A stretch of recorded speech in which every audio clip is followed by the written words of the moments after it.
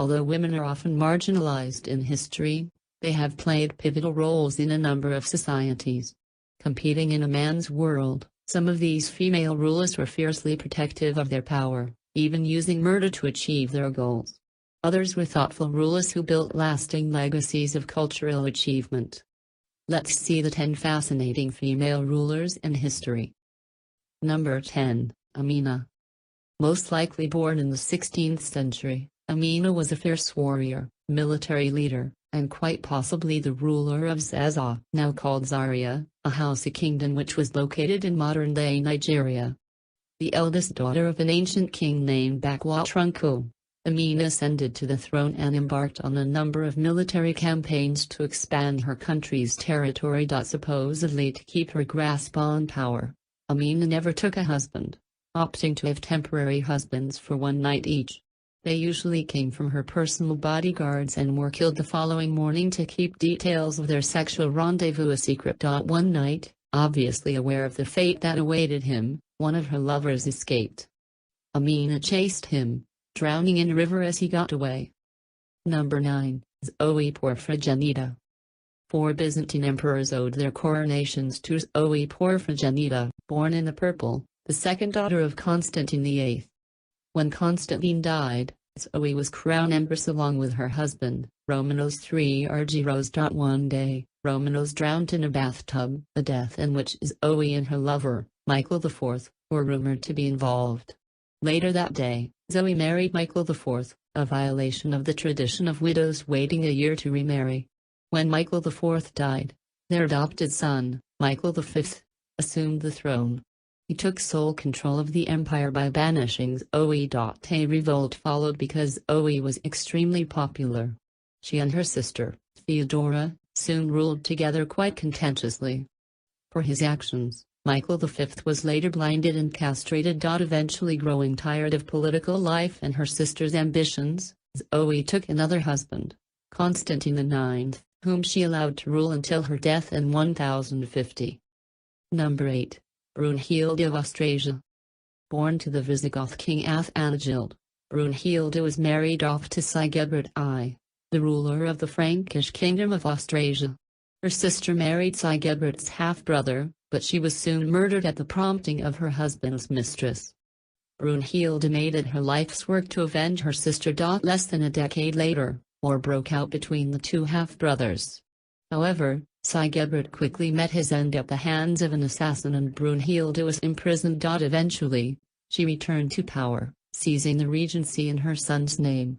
When he died relatively young, Brunhilde tried in vain to rule through her grandsons, who went to war when the elder grandson exiled her from his court. Finally, she ruled for a short time through her great-grandson Sigebert II before being betrayed and killed by Clothar II of Neustria.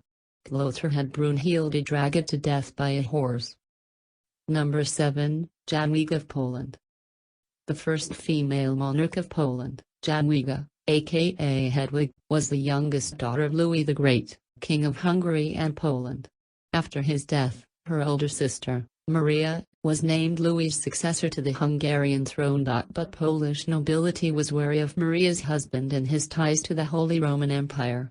So they persuaded Jadwiga's mother to choose Jadwiga to rule Poland even though she was only 10 at the time. In 1384, Jadwiga traveled to Krakow, where she was crowned king.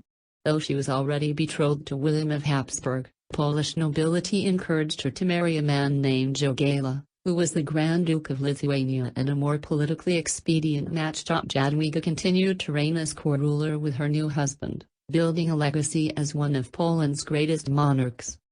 She died at age 25 during childbirth. Number 6, Queen Siontiach of Silla. Queen Siontiach was the 27th ruler of Silla, one of the 3 kingdoms of Korea, as well as its first female monarch. Appointed to the throne because her father had no male heirs, Queen Siontiach quickly established herself as a thoughtful, intelligent, and just ruler. Her prolonged desire for cultural advancement helped create a roadmap for the eventual unification of the 3 kingdoms. Queen Siontiach was also responsible for the construction of what is now the oldest surviving observatory in the world, Yamsi Ungadi. One of the best-known stories of Queen Seondeok takes place when she was a child. Her father received a gift of peony seeds with a painting of peony blossoms. Queen Seondeok correctly deduced that the blossoms didn't have a scent because no butterflies were flying around them in the picture. She was also said to have predicted the exact date of her death. Number 5, Queen Ananzinga. Ruling as regent for her nephew over what is now Angola, Queen Ananzinga waded through the difficult waters of the African slave trade era with the aplomb that has made her legacy endure to this day. Sandwiched between hostile neighbors, she formed an alliance with Portugal. But Portugal soon betrayed her.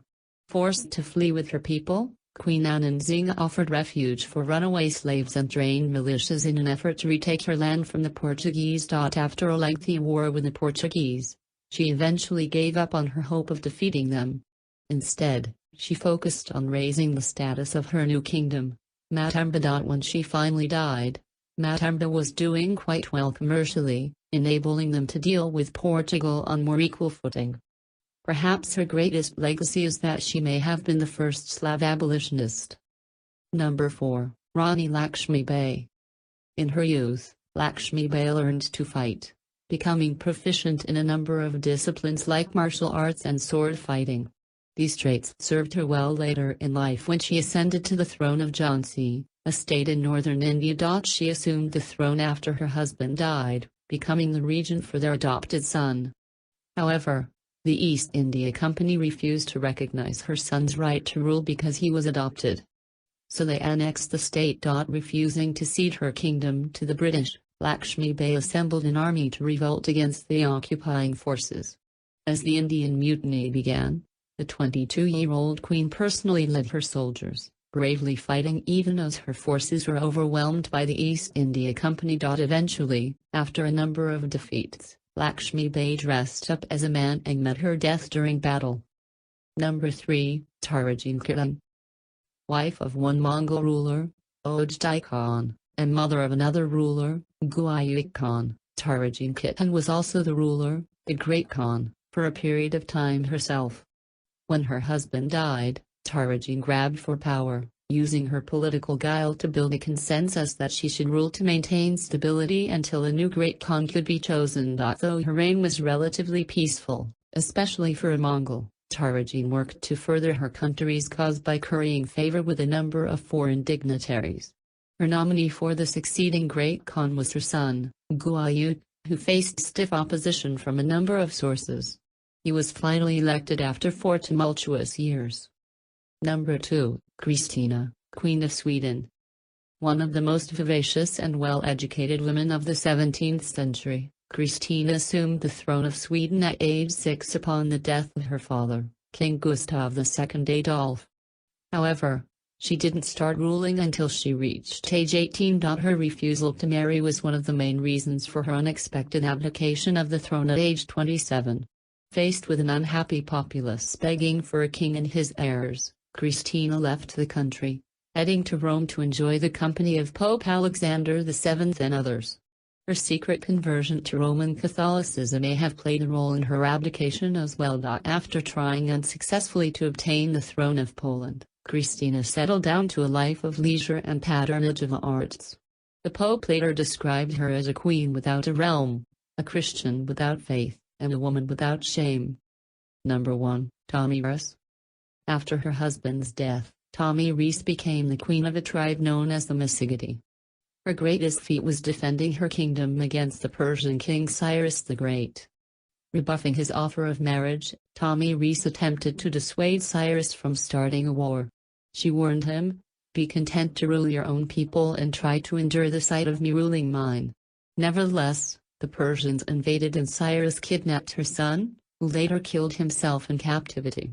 The Persian king finally fell in battle against the Masigati. Afterward, Tommy Rees was purported to have scoured the battlefield for Cyrus's body, cut off the king's head when she found him, and placed his head in a skin filled with human blood.